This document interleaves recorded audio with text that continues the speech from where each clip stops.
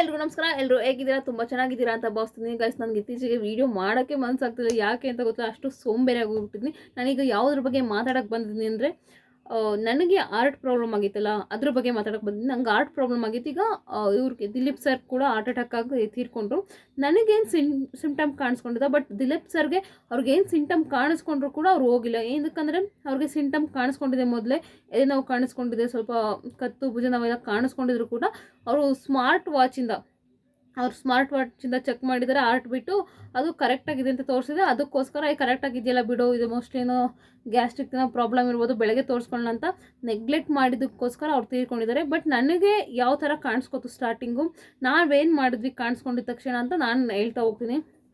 ಹೌದು, ನನಗೂ ಇದಕ್ಕಿಂತ ಮುಂಚೆ ಸಿಕ್ಕಾಪಟ್ಟೆ ನನಗೀಗಲೂ ಸಿಂಪ್ಟಮ್ ಕಾಣಿಸ್ಕೊಳ್ತಿದ್ರು. ನಾನು ಜಸ್ಟ್ ಅಂದರೆ ಇದು ಗ್ಯಾಸ್ಟ್ರಿಕ್ 100% ನಂಗೆ ಗೊತ್ತಾಗುತ್ತೆ. ಗ್ಯಾಸ್ಟ್ರಿಕ್ ಯಾವುದು ನಾರ್ಮಲಾಗಿ ಹೆಂಗೆ ಬರುತ್ತೆ, ಅದು ಆ ಪೇಯ್ನ್ ಹೆಂಗೆ ಬಂದಿತ್ತು, ಇದು ಹೆಂಗೆ ಬರ್ತಿದೆ ಅಂತ.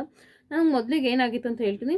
ನಾವು ಹೊರಗಡೆ ಶಾಪಿಂಗ್ ಅಂತ ಹೋಗಿದ್ವಿ, ಬಟ್ಟೆ ತಗೊಬರೋಣ ಅಂತ. ಹಬ್ಬಕ್ಕೆ ಊರಲ್ಲಿ ಹಬ್ಬ ಇತ್ತು. ಊಟಕ್ಕೆ ಬಟ್ಟೆ ಬರ್ತಿರ್ಬೇಕಾದ್ರೆ ಅಲ್ಲೇ ಟೈಮ್ ಆಗ್ಬಿಟ್ಟು, 9:30 ಇತ್ತು. ಮನೆಗೆ ಹೋಗಿ ಅಡುಗೆ ಮಾಡೋಕ್ಕಾಗಲ್ಲಂತೆ ಯಾವುದೋ ಒಂದು ಹೋಟ್ಲಲ್ಲಿ ಬಿರಿಯಾನಿ ತಿಂದ್ಕೊಂಡ್ವಿ. ನನ್ನ ಮಗನಿಗೆ ನನಗೆ ನಮ್ಮ ಮನೆಯವ್ರು ಬಿರಿಯಾನಿ ಕೊಡಿಸಿದ್ರು. ನಮ್ಮ ಮನೆಯವ್ರು ಮಾತ್ರ ಬೇಡ, ಮನೇಲೇ ಅನ್ನ ಇದೆ ಸ್ವಲ್ಪ ಅಂದ್ರಲ್ಲ, ಅದಕ್ಕೆ ನಾನು ಅದನ್ನು ತಿಂತೀವಿ ಬಿಡು, ವೇಸ್ಟ್ ಆಗುತ್ತೆ ಅಂತಂದರು. ಅವರು ಮನೆಗೆ ಬಂದು ಮೊಸರು ತೊಗೊಂಡು ಅನ್ನ ತಿಂದ್ಕೊಂಡ್ರು. ನಾನು ನನ್ನ ಮಗನಿಗೆ ಬಿರಿಯಾನಿ ತಿಂದ್ವಿ. ನನ್ನ ಮಗನೂ ತಿಂದ, ನಾನು ತಿಂದೆ. ನಾನು ತಿಂದ ತಕ್ಷಣ ಮಲ್ಕೊಬಿಟ್ಟೆ.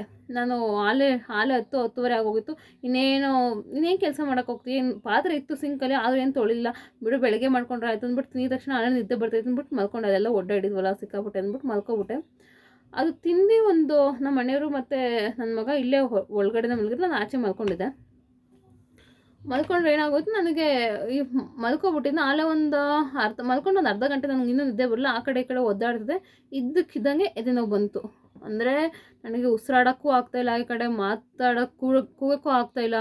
ನನಗೆ ಉಸಿರಾಡೋಕ್ಕೆ ಆಗ್ತಾಯಿಲ್ಲ. ಒಂಥರ ಎದೆ ಇಟ್ಕೊಂಡಂಗೆ ಏನೋ ಆಗೋಯ್ತು.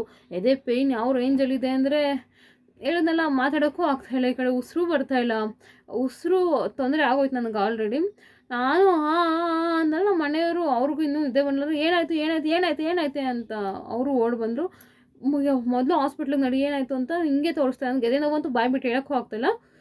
ಸಿಕ್ಕಾಪಟ್ಟೆ ಪೇನ್ ಆಯಿತು, ಹಾಸ್ಪಿಟ್ಲಿಗೆ ಹೋಗೋಣ ನಡಿ ಅಂತ. ನಮ್ಮ ಮನೆಯವರು ಆಯ್ತಾಯ್ತು ಇದು ಅಂದ್ಬಿಟ್ಟು ಅವರು ಜೋರಾಗಿ ಗಾಡಿ ಎತ್ಕೊಂಡು, ನಾನು ಎದೆ ಹಿಂಗೆ ನನಗೆ ಇದರಲ್ಲೂ ಕೂಡ ನಾನು ಎದೆ ಪುಷ್ ಮಾಡ್ಕೊಳ್ತಾನೆ ಇದೆ, CPR ಥರ ಹಿಂಗೆ ಪ್ರೆಸ್ ಮಾಡ್ಕೊಳ್ತಾನೆ ಇದ್ದೆ. ಉಸಿರು ತಗೊಳ್ಳೋಕ್ಕೆ ಪ್ರಯತ್ನ ಪಡ್ತಾ ಇದೆ. ಒಂದು ನಿಧಾನ ಸೌಂಡ್ ಹಿಂಗೆ ಬಿಡೋಕ್ಕೆ ಟ್ರೈ ಮಾಡ್ತಾನೆ ಇದ್ದೆ. ನಮ್ಮ ಮನೆಯವ್ರು ಗಾಡಿ ತೊಗೊಂಡು ಅಷ್ಟು ಫಾಸ್ಟಾಗಿ ಹೋಗಿ ಇದ್ರ ಹತ್ರ, ಇದು ಯಾವುದಪ್ಪ ಈ ಹಾಸ್ಪಿಟ್ಲ್ ಮರ್ತೋದೆ, ಇಲ್ಲೇ ಕುರುಬ್ರಳ್ಳಿದೆ, ಅದು ಹಾಸ್ಪಿಟ್ಲ್ ಮರ್ತೋದೆ, ಅಲ್ಲಿ ಏನು ECG ಮಾಡೋದು ಅದು ಏನೂ ಇಲ್ಲ ಅಂತ ಅಂದ್ಬಿಟ್ರು, ಉಪಕರಣಗಳೇನೂ ಇಲ್ಲ ಅಂತಂದರು. ಸೊ ಆಮೇಲೆ ಮತ್ತೆ ಹೋಗಿ ಇನ್ನೊಂದು ಹಾಸ್ಪಿಟ್ಲಿಗೆ ಅಡ್ಮಿಟ್ ಆದ್ವಿ. ನಾನು ಹಾಸ್ಪಿಟ್ಲ್ಗಳೇ ಮರ್ತೋಗ್ತಾಯಿದ್ದೀನಿ. ಆ ಹಾಸ್ಪಿಟಲ್ಗೆ ಅಡ್ಮಿಟ್ ಆದ್ವಿ. ಅಲ್ಲಿ ಪರವಾಗಿಲ್ಲ, ECG ಎಲ್ಲ ಮಾಡಿದ್ರು. ಅಲ್ಲಿ ಸ್ವಲ್ಪ ಇದು ಏರುಪೇರು ಬಂತು. ಅವ್ರು ಮತ್ತೆ ನೀವು ಬೇರೆ ಹಾಸ್ಪಿಟಲ್ಗೆ ಹೋಗಿ ಅಂತ ಹೇಳಿದ್ರು. ನನಗೆ ಹೇಳ್ತಿರೋ ಇದಕ್ಕೆ ನಾನು ಒಟ್ಟು 3 ಹಾಸ್ಪಿಟ್ಲಿಗೆ ಹೋಗಿದ್ದೀನಿ. 3 ಹಾಸ್ಪಿಟ್ಲಲ್ಲೂ ಮರೆತು ಬಿಟ್ಟಿದ್ದೀನಿ ಗೈಸ್, ನಾನು ಯಾವ ಹಾಸ್ಪಿಟಲ್ಗೆ ಹೋದೆ ಅಂತ. ಅಯ್ಯೋ ಆಮೇಲೆ ಅಲ್ಲಿ ಹೇಳಿದ್ರು, ಅಲ್ಲಿಂದ ಇದು ECG ಏರುಪೇರು ಬಂದಿದ ತಕ್ಷಣ ಮತ್ತೆ ನನ್ನನ್ನು ಬೇರೆ ಹಾಸ್ಪಿಟ್ಲಿಗೆ ತೊಗೊಂಡೋದ್ರು. ಯಾವುದದು ಅಪೋಲೋ ಹಾಸ್ಪಿಟಲ್ಗೆ ಕರ್ಕೊಂಡೋದ್ರು. ಕೊನೆಗೆ ಹೋಗಿದ್ದೆ ನಾವು ಅಪೋಲೋ ಹಾಸ್ಪಿಟಲ್ಗೆ ಕರ್ಕೊಂಡೋಗಿ ಆಮೇಲೆ ಕೊನೆಗೆ ಅಲ್ಲಿ ಏನೇನು ಬೇಕೋ, ಆರ್ಟಿಗೆ ಏನು ಮಾಡಬೇಕು ಎಲ್ಲ ಕೂಡ ಮಾಡಿದ್ರು. ಅಲ್ಲಿ ಸ್ವಲ್ಪ ನಾರ್ಮಲ್, ಇಲ್ಲಿ ಆಲೇ ನನಗೆ ಇಂಜೆಕ್ಷನ್ ಹಾಕಿ ಏನೋ ಡ್ರಿಪ್ಸ್ ಎಲ್ಲ ಮಾಡಿಬಿಟ್ಟಿದ್ರು. ಇಲ್ಲೊಂದು 12 ಗಂಟೆ 1:30 ಎಲ್ಲ ಡ್ರಿಪ್ಸ್ ಎಲ್ಲ ಹಾಕಿಸ್ಕೊಂಡು, ಇಲ್ಲಿ ಏರುಪೇರು ಬರ್ತಿದೆ ಸ್ವಲ್ಪ, ನೀವು ಅಲ್ಲೂ ಒಂದ್ಸಲ ಅಪೋಲೋಗೆ ಕರ್ಕೊಂಡೋಗಿ ಅಂತಂದರು. ಆಮೇಲೆ 1:30-2 ಗಂಟೆಲಿ ಮತ್ತೆ ಅಲ್ಲಿ ಅಪೋಲೋಗೆ ಹೋಗ್ಬಿಟ್ಟು ಅಲ್ಲೂ ಪ್ರತಿಯೊಂದು ಚೆಕಪ್ಪು ಮಾಡಿಸಿದ್ರು.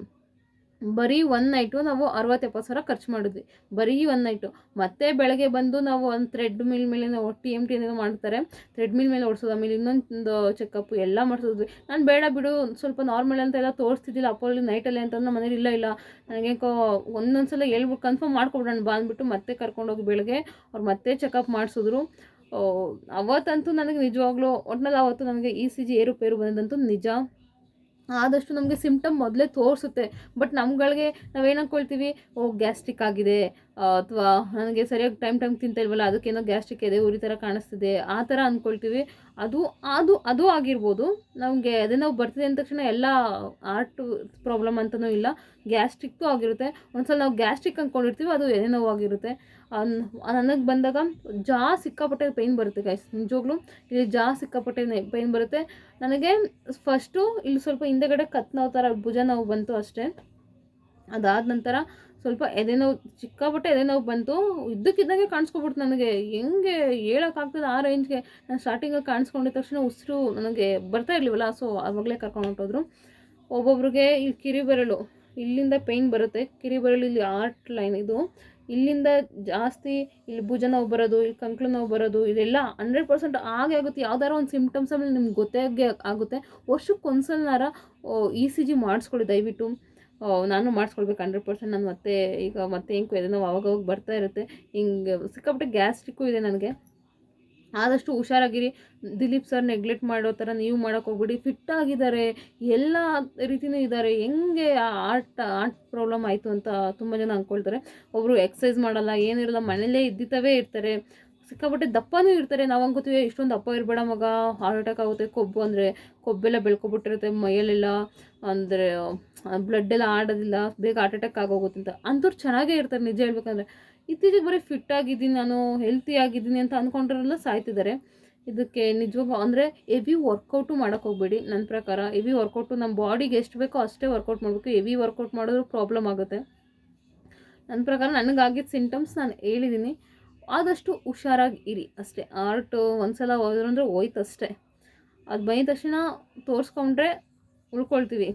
ನೆಗ್ಲೆಕ್ಟ್ ಮಾಡಿದ್ವಿ. ಈಗ ನಮ್ಗೆ ಹಾರ್ಟ್ ಪ್ರಾಬ್ಲಮ್ ಬರ್ತಿದೆ ನಮ್ಗೇನಾದ್ರು ಪೇಯ್ನ್ ಬಂತು ಅಂದರೆ ಯಾವುದ್ರದ್ದು ಅಂತಲೂ ಹೇಳೋಕ್ಕಾಗಲ್ಲ. ಯಾವುದಕ್ಕೆ ಹೊಟ್ಟೆ ನೋವು ಬಂತು ಅಂದರೆ ಬೇರೆ ಯಾವುದಕ್ಕೂ ಲಿಂಕ್ ಆಗಿರುತ್ತೆ, ಅಥವಾ ಈ ಕಡೆ ಬಲಗಡೆ ಭುಜ ಏನು ಕಾಯಿಲೆ ಲಿಂಕೇ ಇಲ್ಲ. ಈಗ ಇತ್ತೀಚೆಗೆ ನಾವು ತಿಂದಾರ ಫುಡ್ಗೂ ನಾವು ಬರೋ ಕಾಯಿಲೆ ಒಂದಕ್ಕೊಂದು ಸಂಬಂಧ ಇಲ್ಲ, ಆ ರೇಂಜಿಗೆ ಬರ್ತಿದೆ.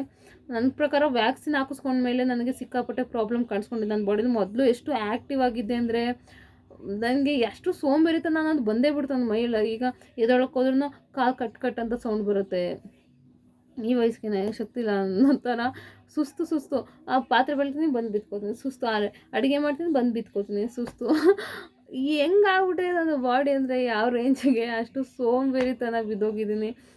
ಒಂದಷ್ಟು ದೂರ ಹಾಕಾಗಲ್ಲ, ಆಲೇ ಉಸಿರುಗಟ್ತಿರ್ತೀನಿ, ಬೆವರು ಇಳಿತಾ ಇರ್ತದೆ ಬಾಡಿಲೆಲ್ಲ. ಒಂಚೂರು ಅಪ್ಪತ್ತರೆ ಸಾಕು, ಆಲೇ ಮೈಯಲ್ಲೆಲ್ಲ ಬೆವರು ಕಿತ್ಕೊಳ್ತಾರೆ. ಏನೋ ಫುಲ್ಲು ದಪ್ಪ ಇದ್ದಾರೆ ಅನ್ನೋ ರೇಂಜ್ಗೆ. ಒಬ್ಬರು ದಪ್ಪ ಇರ್ತಾರೆ, ಅವ್ರ ಬಾಡಿಲಿ ಸೆಕೆನೇ ಕಿತ್ಕೊಳ್ಳಲ್ಲ. ನನಗೆ ನಾನು ನಿಜ ಹೊರಗಡೆ ಹಾಕ್ಕೊಂಡು ನಾನೀಗ ಯಾವ್ದಾರ ಒಂದು ಕ್ರೀಮ್ ಹಚ್ಕೊಂಡು ಮನೆಯಿಂದ ಆಚೆ ಹೋಗ್ತೀನಿ, ಆಲೇ ಬೆವರಲ್ಲಿ ಮುಖ ಎಲ್ಲ ಏನೋ ಇದಾದಂಗೆ ಆಗೋಗಿರುತ್ತೆ. ಆ ರೇಂಜಿಗೆ ಬೆವರು ಬರುತ್ತೆ ನನಗೆ. ಸೊ ಹಾಗಾಗಿ ಬೆವ್ರು ಬಂದು ತಪ್ಪು ಅಂತಲ್ಲ, ಆ್ಯಕ್ಚುಲಿ ಬೆವ್ರು ಕೂಡ ನೋಡು, ಹಾರ್ಟ್ ಪ್ರಾಬ್ಲಮ್ ಇದೆ ಸಿಕ್ಕಾಪಟ್ಟೆ ಆ ಕ್ಷಣಕ್ಕೆ. ಅಂದರೆ ನಾನು ಡೈಲಿ ಬೇರ್ತೀನಿ ಅದು ಇದಂತಲ್ಲ, ಒಬ್ಬೊಬ್ರಿಗೆ ಇದ್ದಕ್ಕಿದ್ದಂಗೆ ಬೆವ್ರು ಜಾಸ್ತಿ ಬರ್ತಿದೆ ಅಂತಂದರೆ ಅದು ಕೂಡ ಹಾರ್ಟ್ ಪ್ರಾಬ್ಲಮ್ ಇರುತ್ತೆ. ಅಂದರೆ ಡೈಲಿ ಬರ್ತಿದೆ ಅಂದರೆ ಅದೆಲ್ಲ ಹಾರ್ಟ್ ಪ್ರಾಬ್ಲಮ್ ಅಲ್ಲ, ಡೈಲಿ ನಾರ್ಮಲಾಗಿ ಬಂದೇ ಬರುತ್ತೆ. ಇದ್ದಕ್ಕಿದ್ದಂಗೆ ಉಸಿರು ಪ್ರಾಬ್ಲಮ್ ಆಗೋದು, ಉಸಿರಾಡದಲ್ಲೇ ಇರೋಕ್ಕಾಗೋದು, ಇದ್ದಕ್ಕಿದ್ದಂಗೆ ಸೆಕೆ ನೀರು ಕಿತ್ಕೊಳ್ತಾ ಇರೋದು, ಅಂದರೆ ಬೆವ್ರು ಬರ್ತಾ ಇರೋದು, ಇದೆಲ್ಲ ಇದ್ದರೆ 100% ಹಾರ್ಟ್ ಪ್ರಾಬ್ಲಮ್ ಇರುತ್ತೆ. ಸೊ ಹಾಗಾಗಿ ತೋರಿಸ್ಕೊಳ್ಳಿ. ಇದ್ದಕ್ಕಿದ್ದಂಗೆ ಏನು ಪ್ರಾಬ್ಲಮ್ ಏನಂದರೆ ಏನು ಪೇಯ್ನೇ ಬರ್ದಲ್ಲ ಇದ್ದಕ್ಕಿದ್ದಂಗೆ ಕುಸ್ತೋಗೋರು ಇದ್ದಾರೆ, ಆವಾಗ CPR ಮಾಡ್ಕೊಳ್ಳಿ. ಆದಷ್ಟು ಪ್ರಯತ್ನ ಪಡಿ. ನಿಮಗೆ ನೀವೇ ಯಾರೂ ಇಲ್ಲ ಅಂದಾಗ ಹಿಂಗೆ ಬೀಳ್ತೀನಿ ಅಂದಾಗ ಒಂಚೂರು ಹಿಂಗೆ ಪ್ರೆಸ್ ಮಾಡ್ಕೊಳಕ್ಕಾರ ಟ್ರೈ ಮಾಡಿ. ಯಾರ ಗೊತ್ತಿಲ್ಲದೆ ಇರೋರ್ಗೆ ಆ ಥರ ಆದರೆ ನೀವು ಏನಾರು ಇದ್ದರೆ ಅಕ್ಕಪಕ್ಕದಲ್ಲಿ ನೀವು CPR ಮಾಡಿ. ಸೊ ಇಷ್ಟು ಹೇಳೋಕ್ಕೆ ಇಷ್ಟಪಡ್ತೀನಿ ಗೈಸ್. ಆದಷ್ಟು ಹುಷಾರಾಗಿರಿ, ಆದಷ್ಟು ಹಾಸ್ಪಿಟಲ್ಗೆ ತೋರಿಸಿ. ನಾವು ಮಾಡಿದ ತಪ್ಪನ್ನು ನೀವು ಮಾಡೋಕ್ಕೆ ಹೋಗ್ಬೇಡಿ. ಈಗ ಹೇಳ್ತಿರ್ತಾರೆ ನೀನೇ ಪ್ರಾಬ್ಲಮ್ ಮಾಡ್ಕೊಂಡಿದ್ದೆ ನಮಗೇನು ಹೇಳ್ತೀರಾ, ಅದಕ್ಕೆ ಹೇಳ್ತಾ ಇರೋದು ನಾವು ಮಾಡಿದ ತಪ್ಪನ್ನು ನೀವು ಮಾಡಬೇಡಿ ಅಂತ. ಸೊ ಆದಷ್ಟು ಹುಷಾರಾಗಿರಿ ಅಷ್ಟೇ.